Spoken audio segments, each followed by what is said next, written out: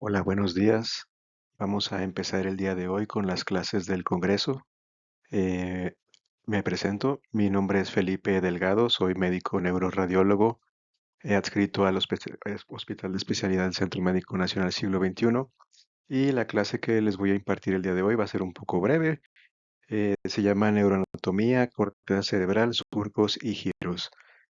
Vamos a empezar. Los objetivos de la clase es conocer la anatomía general de la corteza cerebral, correlacionar la anatomía descriptiva con los estudios de radiología, en específico de resonancia magnética, y reconocer los marcadores anatómicos en las imágenes de resonancia utilizando signos radiológicos. Em, Vamos a ponerles este ejemplo para que ustedes en su mente digan dónde se localizan las lesiones. Son diferentes lesiones. La primera está localizada en el lóbulo frontal izquierdo, es un cavernoma. La segunda imagen muestra una malformación arteriovenosa localizada en el lóbulo parietal derecho. Y la tercera imagen son unas lesiones quísticas correspondientes con un glioma de bajo grado, localizadas tanto en el lóbulo frontal derecho y parietal derecho también. Em, Aparentemente es fácil reconocerlas cuando tienes ya experiencia para visualizar las imágenes en los cortes axiales e incluso podemos ser todavía más precisos y decir en qué giros están específicamente las lesiones. La primera se localiza en el giro precentral del lóbulo frontal derecho, la segunda se localiza en el lobulillo parietal inferior, probablemente en el giro supramarginal, y las terceras, pues en la tercera imagen, las lesiones se localizan en el giro precentral y giro poscentral respectivamente. Esto tiene importancia porque el reconocer dónde se localizan las lesiones tiene traducción en la clínica que presentan los pacientes y pues a su vez también para saber si se encuentran en áreas elocuentes, poder predecir un pronóstico al tratar estas lesiones. Como introducción, pues vamos a recordar un poco de la anatomía descriptiva. Recordar que la corteza cerebral es la sustancia gris derivada del telencéfalo, que pues sabemos que los surcos y las fisuras son estas depresiones en la corteza que tienen como finalidad pues esconder mucha más superficie de la que realmente se puede ocupar. Es decir, se dice que un 70%, por ejemplo, de la sustancia gris se localiza embebida o dentro de estos surcos. Em, la superficie del cerebro se puede dividir de acuerdo a estos surcos principales, que serían el surco central o también llamado de Rolando y el surco lateral o también llamado de Silvio. En una cara lateral, en una vista lateral del cerebro, estos son los surcos más prominentes. Y entonces por delante del surco central se localiza el lóbulo frontal y por debajo del surco lateral o de Silvio se localiza el lóbulo temporal. Ahora, el lóbulo parietal, en la vista lateral, en una cara lateral del cerebro, realmente no tiene un marcador anatómico posterior. Lo que se usa como referencia es la muesca preoccipital y la muesca preoccipital se traza una línea siguiendo el trayecto del surco parieto-occipital que solamente es visible en la cara medial. Entonces, con esta división arbitraria, podemos distinguir al lóbulo occipital. Y el parietal se traza una línea que vaya desde la parte más posterior de la cisura de Silvio hasta esta línea arbitraria que se trazó para poder dividir al lóbulo occipital y así tenemos ya la división de los cuatro lóbulos principales. Ahora, algunos autores mencionan que también se debe de considerar como un quinto lóbulo a la ínsula. La ínsula deriva su nombre como isla, la isla de Riel, y está, digamos, tapada por estas estructura que es el opérculo, que justo opérculo significa tapadera, tanto de los lóbulos frontal, parietal y temporal respectivamente. Em, y la ínsula, algunos lo consideran, les digo, como un lóbulo aparte o simplemente como otra parte de todos estos lóbulos. En una vista medial, podemos distinguir, como les decía previamente, el surco parieto-occipital, que es el que divide el lóbulo occipital en sentido posterior o caudal. Este mismo lóbulo occipital tiene una cisura que lo atraviesa, que es la cisura calcarina. Por delante del surco parieto-occipital, entonces se localizaría el lóbulo parietal. Y en la vista medial también reconocemos este otro gran surco, que es el surco del cíngulo, el cual va siguiendo un trayecto pues paralelo al giro del cíngulo y también al cuerpo calloso hasta su parte posterior donde hace una rama ascendente que es la pars marginalis o la parte posterior del giro del cíngulo, del surco del cíngulo, perdón.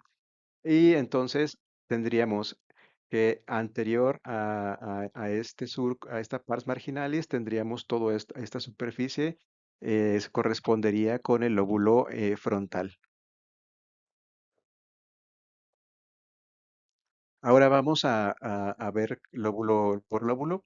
Empezamos con el lóbulo frontal, el cual se puede dividir a su vez en tres giros, giro superior, medio e inferior, frontales, y están divididos por los surcos superior e inferior. En sentido caudal o posterior está este otro giro grande, que es el giro precentral, corresponde con el área motora primaria, y posterior a él estaría el surco central o de Rolando. Entonces, tendremos estos cuatro giros principales y digamos que está dividido a su vez el giro frontal inferior de importancia clínica por las ramas ascendente y anterior de la cisura de Silvio. Esta división hace que se formen tres partes, que de anterior o de rostral a caudal serían la orbitaria, la triangular y la opercular. Y tienen una disposición en forma de M. Se dice que la pars triangularis y la pars opercularis corresponden a las áreas 44 y 45 de Broca, de Brodmann, que forman el área de Broca, que es el área de la producción del lenguaje. En cuanto a la vista, digamos, inferior del lóbulo frontal, podemos estudiar que tiene esta parte, esta porción que es la porción orbitofrontal. La porción orbitofrontal es la parte del lóbulo frontal que descansa sobre la porción orbitaria del hueso frontal y a su vez está conformada por diferentes giros orbitarios. De medial a lateral podemos distinguir en esta superficie primero el giro recto, que el giro recto pues no corresponde a los giros orbitarios. Lateral al giro recto se encuentra el surco olfatorio y ya después del surco olfatorio en sentido lateral el giro orbital, orbitario medial y después los otros giros que si ustedes observan tienen una disposición que forma unos surcos con una forma de la letra H, la cual está aquí representada en esta imagen de resonancia magnética ponderada 1 en un plano axial.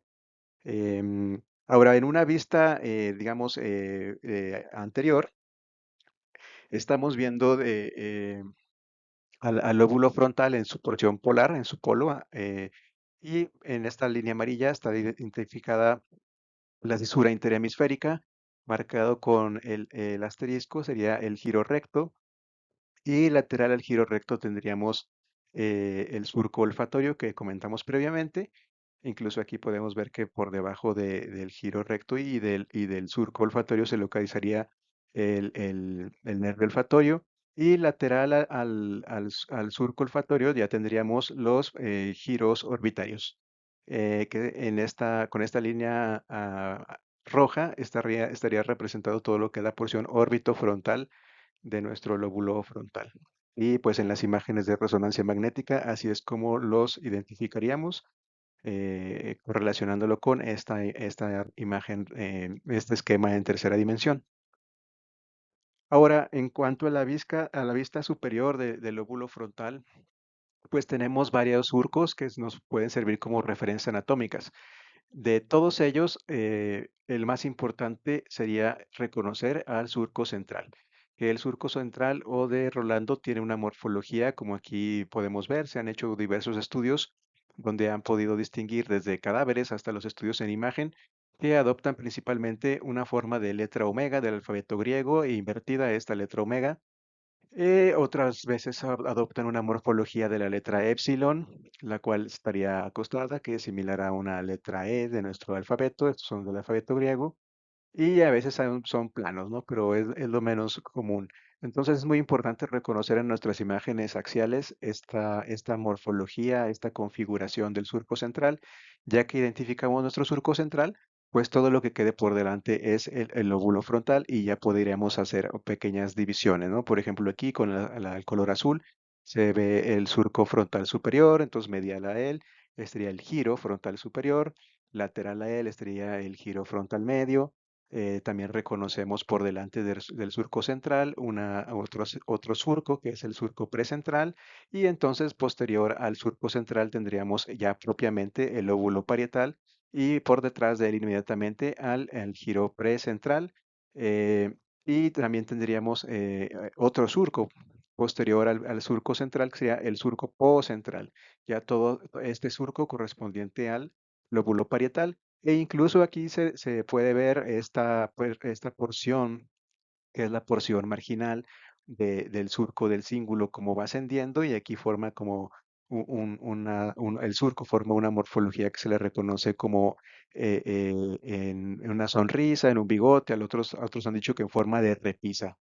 Y bueno, nada más para comentar que en estos esquemas que donde se une, aquí está representado el surco del cíngulo, y el surco del cíngulo, decíamos, tiene esta porción ascendente que es la pars marginalis. Por delante de él, la zona donde convergen tanto el giro precentral como el giro poscentral se le denomina lóbulo paracentral. Y en la cara lateral, en una vista lateral, en la parte más inferior donde termina el surco central y se unen estos giros precentral y poscentral, se llama giro subcentral. Bueno, se han reconocido y propuesto diferentes signos para el reconocimiento a su vez de las estructuras anatómicas en los estudios de imagen.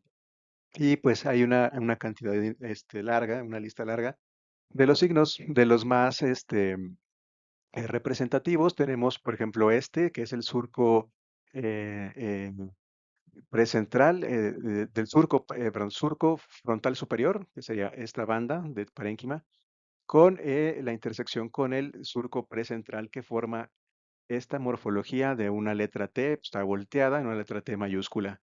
Entonces, donde termine el surco frontal superior, topa con el surco precentral. Este sería un marcador anatómico, y por detrás de él, pues ya diríamos que está el giro a su vez precentral, ¿no? Otro signo es el del surco intraparietal, el cual intersecta con, lo estamos viendo aquí, intersecta con el surco a su vez poscentral. Este surco intraparietal, como su nombre lo dice, está dentro del lóbulo parietal y es el que subdivide a su vez los lobulillos superior e inferior parietales. El surco interhemisférico, aquí, bueno, se dice que el surco precentral, perdón, el surco central es el más largo de estos surcos y tiende a acercarse a la fisura interhemisférica. Entonces, cuando veamos que hay un surco muy largo y prominente en estos cortes axiales que se acerca a la línea media o a la fisura interhemisférica, ese sería el surco central. Ahora, otro signo es el surco de la pars marginal del cíngulo, que ya lo habíamos comentado, cómo adopta una morfología en repisa o como si fueran unos bigotes. Este sería la pars marginal del surco del cíngulo. Ahora, el giro poscentral, delgado. Así es, se compara el giro precentral, que es está más grueso en comparación al giro poscentral, que es un poquito más delgado. Este hallazgo también es muy constante. El giro precentral con forma de perilla. Ahora, el giro precentral, que es el área motora primaria, tiene esta morfología que sería como la parte del omega invertido, que es una convexidad en sentido posterior, y que le han encontrado como si fuera una forma de una perilla de una puerta, ¿no? De hecho, esa zona corresponde con el área motora que controla los movimientos de la mano. Entonces es como que para recordar perilla, mano, área motora. Otro signo sería el signo de la U. Este corresponde con la parte más inferolateral del giro precentral y que de hecho corresponde, como ya lo veíamos antes, en su parte más lateral e inferior con el giro subcentral. Otro signo que se llega a describir es el del lóbulo paracentral que le denominan blanco, o sea, se ve más hiperintenso en las secuencias T1. Este lóbulo paracentral decíamos que es la zona donde se unen o se encuentran ahí unidos prácticamente el lóbulo, el giro precentral y el giro poscentral. Ahora vamos a ver el giro del cíngulo. Este está delimitado por el surco calloso más inferior y por el surco del cíngulo más superior. Forma parte del sistema límbico y a su vez también forma parte del circuito de Papez, que es el circuito también llamado de la furia. Ahora, el circuito de Papez está formado por el hipocampo, que después de ahí se comunica a través de la fimbria y el fornix con el cuerpo mamilar. Es decir, el giro del cíngulo corresponde a una gran porción de este sistema límbico. Em, y este sistema límbico, además de la ínsula, algunos lo han propuesto como un sexto lóbulo, ¿no? Y entonces esta es la vía que sigue. Del cuerpo mamilar se comunica hacia el tálamo anterior y del tálamo anterior regresa al cíngulo y después al hipocampo y después a la fimbria y al fórnix y entonces forma este circuito cerrado. En las imágenes, pues el giro del cíngulo se reconoce fácilmente al reconocer nosotros al cuerpo calloso, superior al cuerpo calloso sería el surco calloso y encima de él este giro del cíngulo. Eh, como vemos en esta imagen, el giro del cíngulo, pues también se puede subdividir en sus porciones anterior, media y posterior. Ahora, el lóbulo parietal. El lóbulo parietal está posterior al surco central y está dividido a su vez en cuatro regiones, que sería el giro postcentral, que ya lo hemos visto, eh, a su vez en lobulillo superior e inferior, estos vistos sobre todo en una vista lateral, y la precuña. Este lóbulo tiene otros surcos que serían el surco poscentral, el intraparietal, el parieto occipital, subparietal y surco intermedio. Eh, Aquí en este esquema en tercera dimensión estamos viendo una vista lateral donde se señala prácticamente en verde el lóbulo parietal y a su vez toda esta zona que correspondería con la precuña. Ahora, este surco que está, digamos, en el medio correspondería con el surco subparietal y el surco subparietal divide a la precuña de el tercio posterior del cíngulo. Y posterior al lóbulo parietal vemos otro surco que corresponde con el surco parieto-occipital, este visto solamente en la superficie medial del cerebro. O sea, ahí está bien delimitado nuestro lóbulo parietal. Ahora, en una vista lateral, decimos que lo primero que hay que reconocer es el surco que está más grande, que sería el surco central, y posterior al surco central estaríamos viendo propiamente al lóbulo parietal, delimitado arbitrariamente, dijimos, trazando una línea que va desde donde termina la cisura de Silvio hasta aproximadamente donde empieza el lóbulo occipital. Como tal, tenemos aquí al lóbulo parietal y el lóbulo parietal, a su vez, en esta superficie lateral tiene otro surco que es el intraparietal. Y el intraparietal nos divide el lobulillo superior del lobulillo inferior.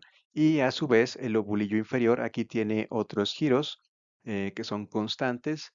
El primer giro, bueno, sería el poscentral, sería este grande. y después, posterior al poscentral, este giro que tiene una forma en U corresponde digamos, la terminación de la rama posterior de la cisura de Silvio. Este es el giro supramarginal. Y posterior al supramarginal encontraríamos al giro angular. Em, en las imágenes de resonancia magnética, aquí lo estamos viendo pues con colores. Está en rojo la cisura de Silvio o el surco lateral. Y entonces donde termina en su parte más posterior, hay un giro en forma de U que rodea a la cisura. Este es el giro supramarginal y posterior a él el giro angular. Ahora se ha encontrado que puede haber como variante anatómica otro giro interpuesto entre estos dos giros, que sería el giro intermedio llamado accesorio angular, que sería este que está señalándose aquí. Em, Eso sería en cuanto a la vista lateral del lóbulo parietal. Ahora, el lóbulo temporal, este pues está dividido en su vista lateral por dos surcos, el temporal superior e inferior, que subdividen al lóbulo en tres giros: giro temporal superior, giro temporal medio y giro temporal inferior. Ahora, se reconoce que la parte más anterior, se le llamaría el polo temporal. Está señalado aquí en estas representaciones en tercera dimensión. Y prácticamente el lóbulo temporal en sentido superior está delimitado por la cisura de Silvio y posteriormente, como decíamos, por unas líneas arbitrarias que irían desde la muesca preoccipital, siguiendo el trayecto del surco parietoccipital, que solamente se ve en la cara medial, y una línea perpendicular que una la cisura de Silvio con esta línea arbitraria. En esta imagen de resonancia magnética que está ponderada en T2 es un corte coronal, es decir, estamos viendo de frente al parénquima cerebral, y en este corte podemos distinguir estos giros muy representativamente, que sería el giro temporal superior, giro temporal medio, obviamente el giro temporal superior dividido del medio por un surco temporal superior, y después del giro temporal medio estaríamos viendo el giro temporal inferior con un surco temporal inferior aquí, como lo estoy señalando. Después del giro temporal inferior vemos un surco que es el surco parieto-occipital lateral. Medialmente tendríamos al giro occipito-temporal lateral. Después de este tendríamos otro surco que sería el surco colateral, y después del surco colateral tendríamos al giro parahipocampal, que a su vez estaría dividido por la cisura coroidea del hipocampo propiamente. Entonces, esta sería como está representada en esta imagen de resonancia magnética, los diferentes giros y con sus respectivos surcos, que pues acá se repiten en este corte coronal ponderado en T1, señalados, sobre todo, bueno, aquí recordar los nombres, ¿no? Del surco colateral. Después estaría el giro occipito-temporal lateral, también llamado fusiforme. Y ahora vamos a seguir con la ínsula. La ínsula, pues, es esta parte del cerebro, les decía, que está cubierta por esta tapadera, este opérculo, tanto de los lóbulos frontal, temporal y parietal. Está señalándose aquí con esta imagen en color verde. A la ínsula, a su vez, está subdividida por un surco central, que es este que estoy señalando, surco central de la ínsula, y subdivide a la ínsula en giros cortos, que son tres, y los giros largos, que son dos. Entonces, giros cortos sería anterior, medio y posterior, y giros largos sería anterior y posterior solamente. Em, Aquí estaría en esta imagen ponderada entre dos, como está en plano axial, señalándose los giros de la ínsula, los cortos y los largos.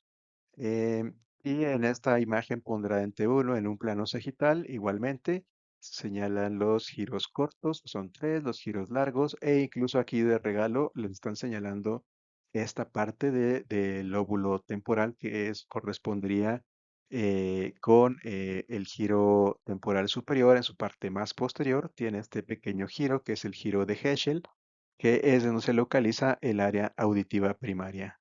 Es muy importante reconocer esta estructura entonces porque es un área elocuente. Del lóbulo occipital, ya para terminar, pues es el lóbulo es el que tiene más variantes en la superficie, sobre todo lateral. Es muy constante en la superficie medial, donde se localiza, se distingue el surco parieto occipital y también el surco calcarino. Entonces, con el surco calcarino y el surco parieto-occipital podemos subdividir a su vez entonces al lóbulo occipital en una porción que tiene una forma triangular que se llama cuña por encima del surco calcarino y por debajo de este otro giro que tiene forma de lengua que es el giro lingular. En la superficie lateral les digo, más inconstante cómo está distribuido, pero se reconocen prácticamente tres giros: occipital superior, medio e inferior. Se dice que el occipital superior es como la continuación con la cuña. Ahora vamos a ver unos casos ya para finalizar. En estos casos, primero les voy a mostrar, pues de primera instancia, la lesión. Aquí realmente los diagnósticos no interesan tanto. Aquí aparentemente es un glioblastoma y la importancia es de localizar, pues precisamente dónde se localiza. Algunos dirían que está en el lóbulo occipital, pero ya cuando vemos otros planos, esta lesión se localiza en el lóbulo parietal. Y lo reconocemos sobre todo en este plano sagital donde se observa al surco parieto-occipital. Entonces, realmente el lóbulo occipital no se localiza ahí la lesión, sino que es en el lóbulo parietal y tomando también parte del cíngulo posterior. En este otro caso, vemos una imagen de resonancia magnética en un plano sagital en secuencia FLAIR, donde pues vemos esta lesión hiperintensa que, si bien en esta vista la verdad es que queda duda si se localiza frontal o parietal. Aquí estamos viendo, si recuerdan ustedes, parte de un surco, que es el surco del cíngulo, y esta sería la pars marginalis del surco. Entonces, vemos una imagen axial, distinguimos, ¿se acuerdan? De este signo, que es el signo de la omega invertida, que corresponde con el surco central. Por lo tanto, todo este parénquima que está por delante es el lóbulo frontal y por lo tanto esta lesión se localiza en el giro precentral. ¿Ok?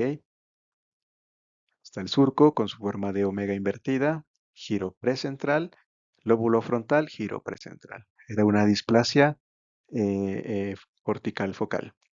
Y este otro caso, ustedes ven una imagen FLAIR en un plano sagital donde vemos una lesión multiquística y pues allí queda duda, ¿no? Si dónde se localiza, si es frontal, si es temporal. Entonces nos vamos a otro plano y aquí localizamos a la cisura de Silvio. Entonces, la cisura de Silvio está, digamos, tapando a esta porción que sería la ínsula. Propiamente la lesión está más es subcortical hacia los giros cortos de la ínsula, dijimos, ¿no? Y bueno, eso sería todo. Como conclusiones, pues es muy importante reconocer los marcadores anatómicos de la corteza cerebral en estudios de imagen para determinar la localización precisa de las lesiones. La localización precisa de las lesiones es importante, es decir, no solamente decir ya mínimo que sepan en qué lóbulo está, es muy importante, pero es ser más precisos y decir en qué giro se localiza. Entonces, por lo tanto, hay que practicar, practicar y seguir practicando la identificación de los surcos en los estudios de imagen, sobre todo en secuencias axiales, ¿no? Aunque pues también es importante contar con software que les permitan triangular en los otros planos estas lesiones. Entonces, el conocimiento neuroanatómico permite comprender las manifestaciones clínicas de los pacientes, es decir, la localización de las lesiones se correlaciona con los síntomas y signos que presentan los pacientes. Entonces, es muy importante hacer esta correlación, ¿no? A veces ya solamente el neurólogo, el neurocirujano, quiere saber o confirmar sus sospechas de dónde se localiza una lesión en estos pacientes. Y también este, pues, serviría como un tema breve de anatomía y sirva como un incentivo a seguir estudiando la neuroanatomía con una orientación, pues, clínica radiológica. Este fue el artículo de donde me basé principalmente, y este sería todo por mi parte. Espero les haya gustado y que sea de utilidad, sobre todo para los residentes. Muchas gracias.